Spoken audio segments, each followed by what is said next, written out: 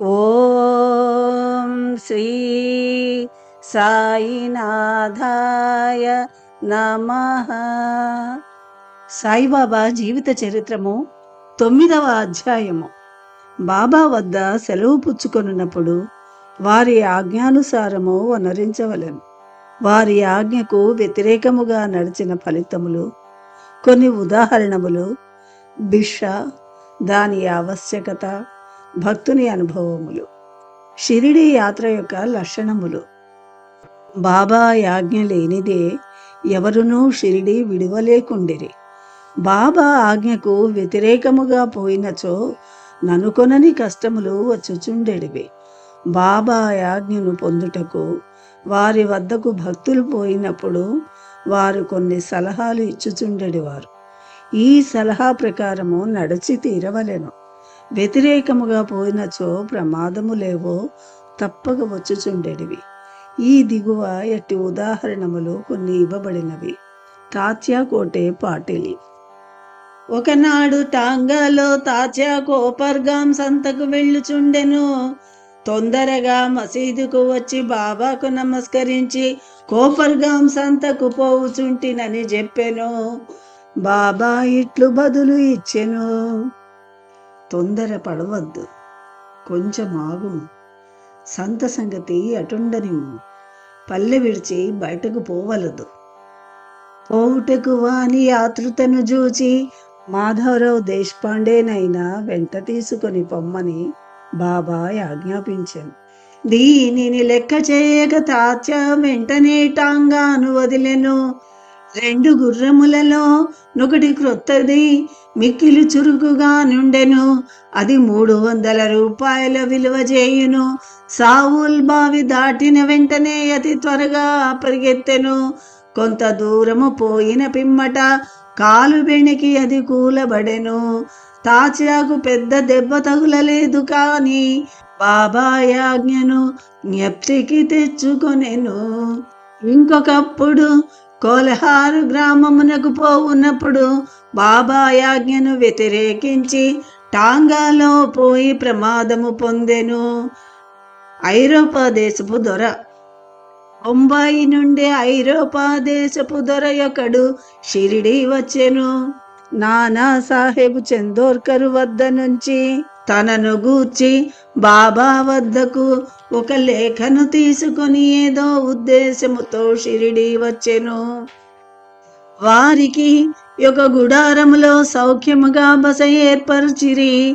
బాబా పాదములకు నమస్కరించి వారి చేతిని ముద్దిడవలనని 3 సార్లు మసీదులో ప్రవేశింపయత్నించెను. గాని బాబా వానిని నిషేధించెను. క్రింది ఖాళీ జాగాలో కూర్చొని బాబాను దర్శించవలసినదని చెప్పబడెను. జరిగిన మర్యాదకు అసంతుష్టిపడి షిరిడి వెంటనే విడువవలెనని నిశ్చయించెను. బాబా సెలవు పొందుటకు వచ్చెను. తొందరపడక మరుసటి దినము పొమ్మని బాబా చెప్పెను. తక్కిన వారు కూడా ఎట్లనే సలహానిచ్చిరి. వారి సలహాకు వ్యతిరేకముగా టాంగాలో షిరిడి విడచెను.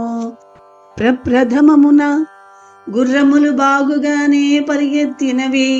సావుల్ బావి దాటిన వెంటనే ఒక త్రొక్కుడు బండి ముందుకు వచ్చెను. దీనిని చూచి గుర్రములు బెదరి త్వరగా పరుగెడసాగెను. టాంగా తల క్రిందుగా పడెను. పెద్ద మనిషి క్రిందబడి కొంత దూరము ఈడ్వబడెను. తగిలిన గాయములను బాగు చేసుకొనుటకై కోపర్గాం ఆసుపత్రిలో పడి ఉండెను. ఇటువంటివనేకములు గలవు. బాబా ఆజ్ఞను ధిక్కరించు వారు ప్రమాదముల పాలగుదురను సంగతి గ్రహించిరి. బాబా ఆజ్ఞానుసారము పోవువారు సురక్షితముగా పోవుదురని గ్రహించిరి. భిక్ష యొక్క ఆవశ్యకత.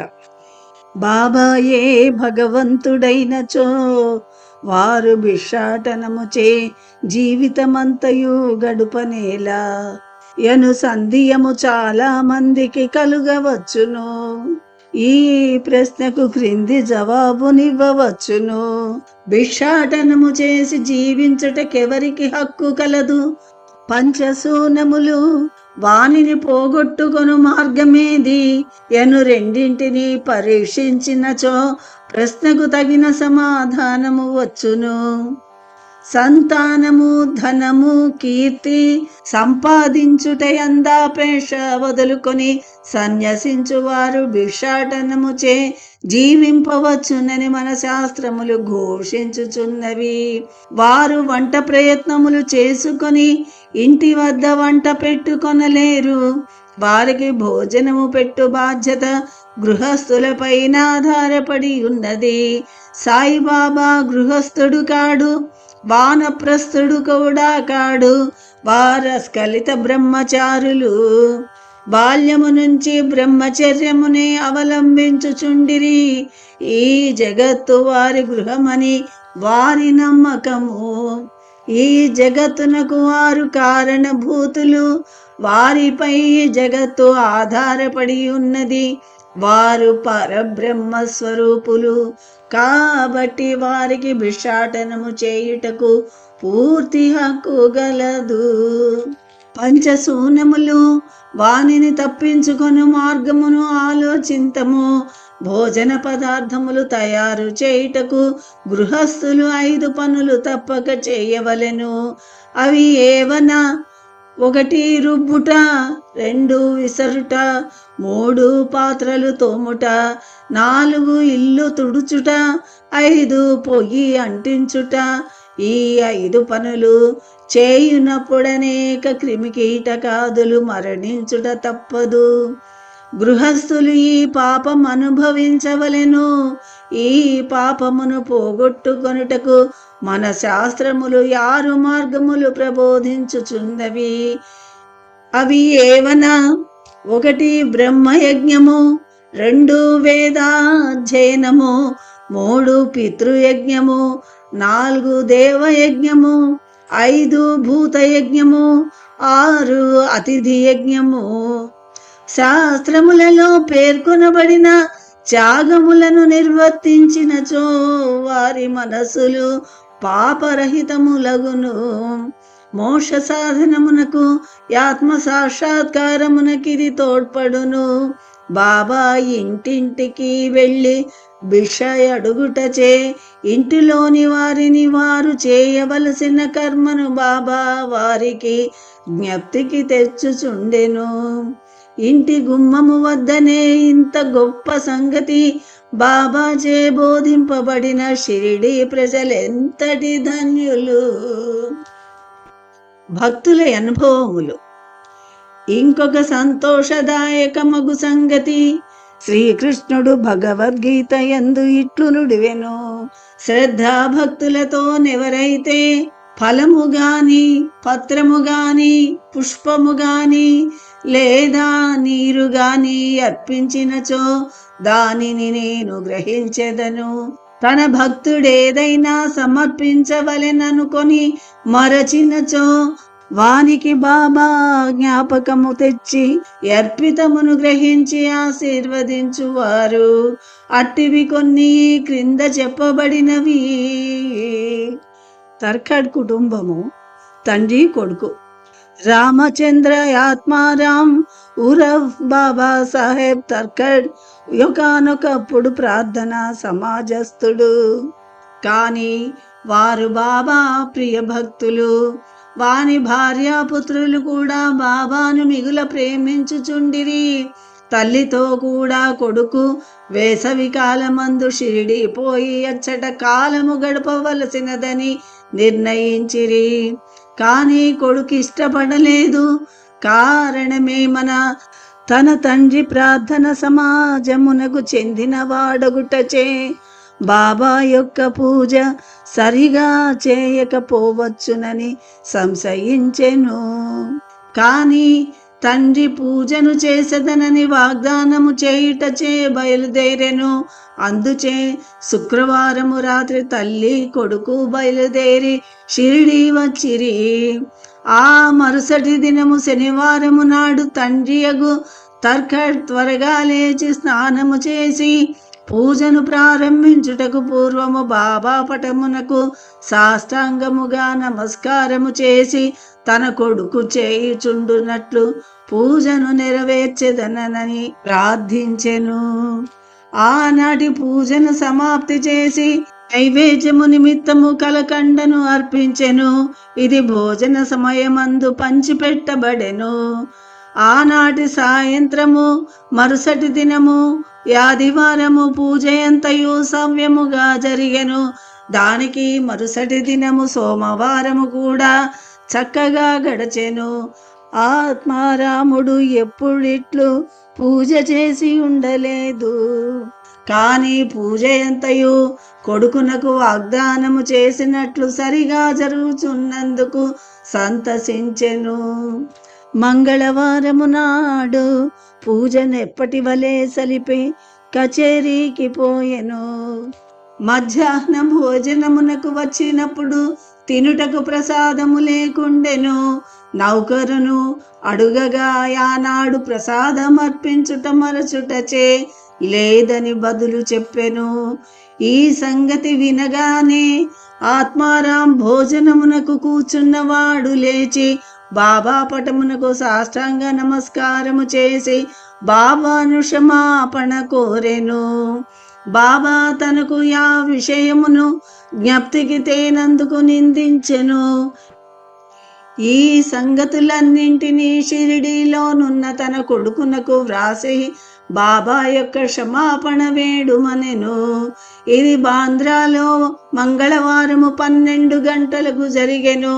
అదే సమయమందు మధ్యాహ్న హారతి ప్రారంభించుటకు సిద్ధముగానున్నప్పుడు బాబా ఆత్మారాముని భార్యతో నిట్లనెను, తల్లి, బాండ్రాలో మీ ఇంటికి ఏమైనా తిను ఉద్దేశముతో పోయినాను. తలుపు తాళము వేయబడి ఉండెను. ఎలాగునో లోపల ప్రవేశించి తిని, కానీ తినుటకేమీ లేక నిరాశ చెంది తిని. ఆమెకు బాబా మాటలు బోధపడనే లేదు. కానీ కొడుకు ప్రక్కనుండుటచే నీదంతయు గ్రహించెను. ఇంటి వద్ద పూజలోనేమియో లోటుపాటులు జరిగినవని గ్రహించి ఇంటికి పోవుటకు సెలవు నిమ్మని బాబాను వేడెను. అందులకు బాబా నిరాకరించెను. పూజను అక్కడనే చేయున్నట్లు చేసేదనని అనెను. వెంటనే తండ్రికి షిరిడిలో జరిగిన దానినంతటినీ వ్రాసెను. పూజను తగిన శ్రద్ధతో చేయమని వేడుకొనెను. ఈ 2 ఉత్తరములు ఒకటికొకటి మార్గమధ్యమున కలిసికొని వాని యొక్క గమ్యస్థానమునకు పోయెను. ఇదంతయు నెంత అద్భుతమో చూడుడు. ఆత్మారాముని భార్య విషయం ఆలోచింతము. ఆమె 3 వస్తువులను నైవేద్యము పెట్టుటకు సంకల్పించుకొనెను. 1 వంకాయ పెరుగు పచ్చడి, 2 వంకాయ వేపుడు కూర, 3 పేడ. బాబా వీనినెట్లు గ్రహించెనో చూచెదము. బాంద్రా నివాసియగు రఘువీర భాస్కర్ పురంధరుడు బాబాకు మిక్కిలి భక్తుడు. ఒకనాడు భార్యతో షిరిడి బయలుదేరుచుండెను. అంతలో ఆత్మారాముని భార్య పెద్ద వంకాయలు 2 మిగుల ప్రేమతో తెచ్చి పురంధరుని భార్య చేతికిచ్చి 1 వంకాయతో పెరుగు పచ్చడిని 2వ దానితో వేపుడును చేసి బాబాకు వడ్డించమని వేడెను. షిరిడి చేరిన వెంటనే పురంధరుని భార్య వంకాయ పెరుగు పచ్చడి చేసి బాబా భోజనమునకు కూర్చున్నప్పుడు తీసుకొని వెళ్ళెను. బాబాకా పచ్చడి చాలా రుచిగా నుండెను. కాన దానిని అందరికీ పంచిపెట్టెను. వంకాయ వేపుడు కూడా ఎప్పుడే కావలెనని చెప్పెను. ఈ సంగతి రాధాకృష్ణమాయికి తెలియపరచిరి. అది వంకాయల కాలము కాదు గనక ఆమెకేమీ తోచకుండెను. వంకాయలెట్లు సంపాదించుటయనున్నది ఆమెకు సమస్యయాయెను. ఎవరు వంకాయ పచ్చడిని తెచ్చిరి అని కనుగొనగా పురంధరుని భార్యకు వంకాయ వేపుడు కూడా చేసి పెట్టుటకు నిశ్చయింపబడినని తెలిసినది. అందరికీ బాబా యొక్క ప్రశ్నకు వంకాయ వేపుడుకు గల ప్రాముఖ్యత తెలిసినది. బాబా సర్వజ్ఞుడని అందరూ ఆశ్చర్యపడిరి. 1915 డిసెంబర్లో గోవింద బలరాం మంకడి అనువాడు షిరిడీ పోయి తన తండ్రి ఉత్తర క్రియలను చేయవలెననుకొనెను.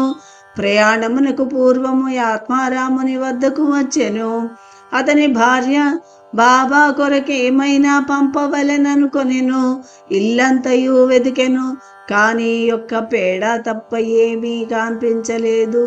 ఈ పేడ ఎప్పటికీ బాబాకు నైవేద్యము పెట్టబడి ఉండెను. తండ్రి మరణించుటచే గోవిందుడు విచారగ్రస్తుడై ఉండెను. కానీ బాబా యందు భక్తి ప్రేమలచే ఆ పేడాలను అతని ద్వారా పంపెను. బాబా దానిని పుచ్చుకొని తినునని నమ్మి ఉండెను. గోవిందుడు షిరిడీ చేరెను, బాబాను దర్శించెను. పేడ తీసుకొని వెళ్ళుట మరచెను. దానిని బాబా కనిపెట్టెను. సాయంత్రము బాబా దర్శనమునకై వెళ్ళగా తిరిగి పేడ తీసుకొని వెళ్ళుట మరచుటచే బాబా ఓపిక పట్టక తన కొరకేమి తెచ్చినావని అడిగెను. ఏమీ తీసుకొని రాలేదని జవాబిచ్చెను. వెంటనే వానిని బాబా ఇట్లు ప్రశ్నించెను, నీవు ఇంటి వద్ద బయలుదేరినప్పుడు ఆత్మారాముని భార్య నా కొరకు నీ చేతికి మిఠాయి ఇవ్వలేదా అని అడిగెను. కుర్రవాడిదంతయు జ్ఞప్తికి తెచ్చుకొనెను. సిగ్గుపడెను. బాబాను క్షమాపణ కోరెను. బసకు పరిగెత్తి పేడాను తెచ్చి బాబా చేతికిచ్చెను. బాబా చేతిలో పడిన వెంటనే దానిని యొక్క గుటుక్కున మృంగెను. ఈ విధముగా ఆత్మారాముని భార్య యొక్క భక్తికి బాబా మెచ్చుకొనెను. నా భక్తులు నన్ను నమ్మినట్లు నేను వారిని చేరదీసెదను యను గీతావాక్యము నిర్ధారణ పరుపబడెను. సంతుష్టిగా బాబాకు భోజనము పెట్టుట ఎట్లు?